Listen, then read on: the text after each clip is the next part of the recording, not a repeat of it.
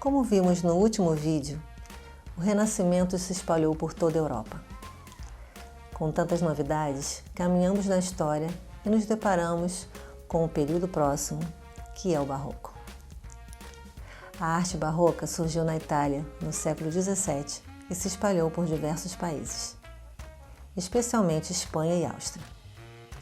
Também podemos citar o fato de o estilo não ter se propagado nos países protestantes, por estar fortemente ligado à Igreja Católica.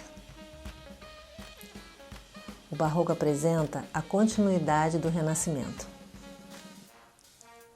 O século XVII é vulgarmente caracterizado como o período da Revolução Científica e da inovação, mas também por uma constante busca pela verdade escondida. Pelo conhecimento dos segredos da natureza, surgem então os nomes de Descartes, Galileu, Newton, grandes intelectuais que nos trouxeram uma visão da realidade da natureza como a compreendemos hoje. No campo das artes, o Barroco partiu da Itália, expandindo-se mais tarde por todo o mundo ocidental. Os nomes que mais contribuíram para a difusão desse estilo, concentrado nos efeitos de luz e sombra, buscando acima de tudo retratar a emoção humana, foram Velázquez, Rubens, Rembrandt, Caravaggio, entre outros. Nesse slide vemos a imagem de três figuras importantíssimas do período: Velázquez, Descartes e Rembrandt. Como já vimos, a moda surgiu em meados do século XV, no início do Renascimento europeu. A palavra moda significa costume e provém do latim modus. A variação de característica das vestimentas surgiu para diferenciar o que antes era igual. Usava-se um estilo de roupa desde a infância até a morte. Nesse slide, como observado antes, verificamos a imagem de duas crianças com os trajes igualmente aos adultos. Ainda não existiam trajes infantis. A dama ainda usa o fartingueio e o homem ainda tem características do período do Renascimento. A palavra moda, no reinado francês, através de Luís XIV, conhecido como Rei Sol, com toda a sua vaidade, fez com que a França se tornasse o centro ditador da moda, instituindo inclusive como lei, pois considerava a moda como um código de costumes, sendo incluído na Constituição francesa vigente. A França passou a ser o centro ditador da moda, sendo copiada dos nobres como seus ditadores da moda para todos os outros cidadãos e reinos. Daí ter-se a falsa ideia de que a moda começou pela França, mas a França a exporta para o mundo, divulgando através do seu reinado. Na transição do Barroco, a França nos traz o Rococó. Nascido em meados de 1715, atingiu seu apogeu em 1730, entrando em declínio após o reinado de Luís XV. De estilo crítico e irreverente, intimista e individualista, fugiu do estilo da igreja e academias de arte, defendendo a criatividade pessoal, a excentricidade e a improvisação, os prazeres da vida. Nesse slide, vemos a magnífica pintura de Jean-Honoré Fragonard, que retrata bem o período do Rococó, a suavidade e a sensualidade. Rococó é um estilo artístico surgido na cidade de Paris, buscando a sutileza em contraposição aos excessos e suntuosidades do Barroco.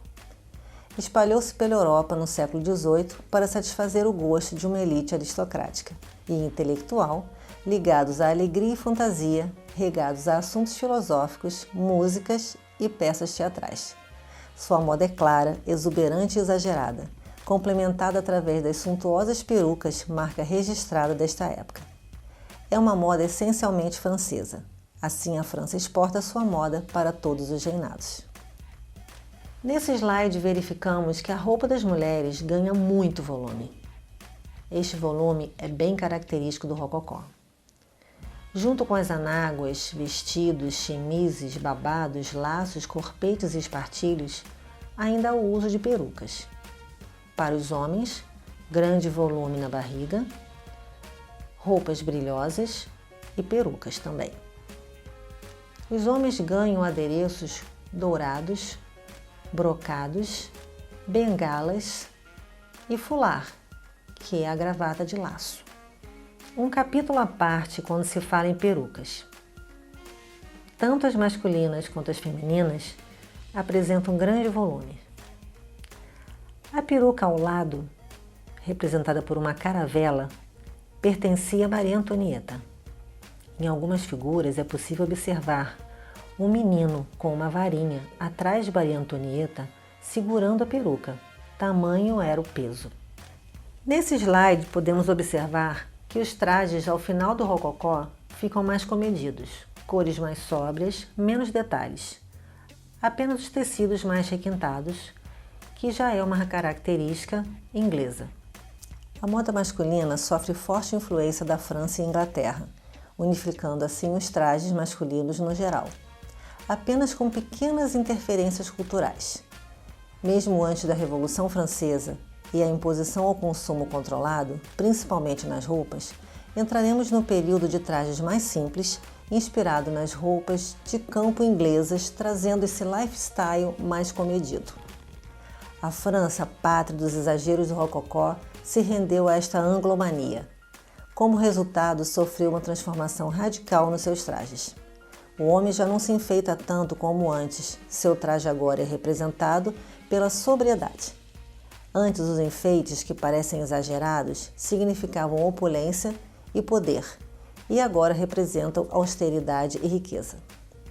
E assim caminhamos para o progresso industrial trazido pela Inglaterra no século XIX, sob forte influência do momento político-social com o advento da Revolução Industrial.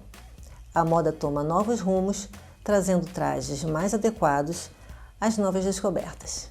E na Itália não seria diferente. Nesse slide verificamos a sobriedade do traje masculino. As mulheres caminham para uma evolução na moda. O século XIX é a primeira vez que a moda feminina vai ter 4 fases distintas. Nesse slide, vemos a moda inglesa do século XIX e a moda italiana no século XIX, ainda com forte influência regionalista. Observamos pelo uso de aventais e trajes de camponesa. A moda inglesa refere-se à Revolução Industrial. As imagens a seguir relatam a Galeria del Costume no Palazzo Pitti, um resumo da elegância e da moda na Itália no século XIX. E como a moda, assim como conhecemos, começou? Nada do que se refere à moda é possível de passar sem que mencionemos Charles Frederick Worth. Nascido a 13 de outubro de 1825, é considerado como o pai da alta costura e dos desfiles de moda com modelos. Charles Frederick Worth nasceu em Bourne, na Inglaterra, e aos 12 anos já trabalhava em uma loja de cortinas em Londres. Com 20 anos, em 1845, Worth foi para Paris, tornando-se vendedor da Maison Gangelin. 5 anos mais tarde, ele abriria um departamento de costura na loja em 1858, associando-se a Otto Boberg, negociante sueco, criou seu próprio salão. Não demorou muito para que se tornasse o costureiro predileto da Imperatriz Eugênia, mulher de Napoleão III, e que lhe abriu as portas do sucesso. Na Itália, ele veste a grande dama Dona Franca Florio, nobre italiana, socialite e protagonista proeminente da Belle Époque. Aqui representa a imagem de Charles Frederick Worth. Ao lado, o vestido célebre feito para Dona Franca Florio, que pertence à Galeria del Costume de Palazzo Pitti, em Florença. Ao centro, vemos a imagem da própria, trajando o vestido.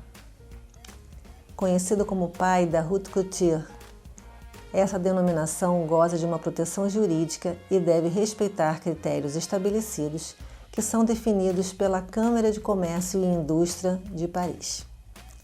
São regras que somente os nomes aprovados anualmente por uma comissão de Ministério da Indústria, Chambre syndicale de la haute, têm a permissão de usar tal título.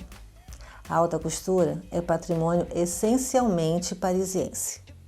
Em outras partes do mundo, inclusive na Itália, chama-se alta moda. Nesse slide podemos verificar a riqueza dos trajes confeccionados por Charles Frederick Worth, os detalhes, a sofisticação que o fizeram ganhar o título de alta costura. E assim ficamos por aqui. No próximo vídeo falaremos sobre a moda italiana no século XX.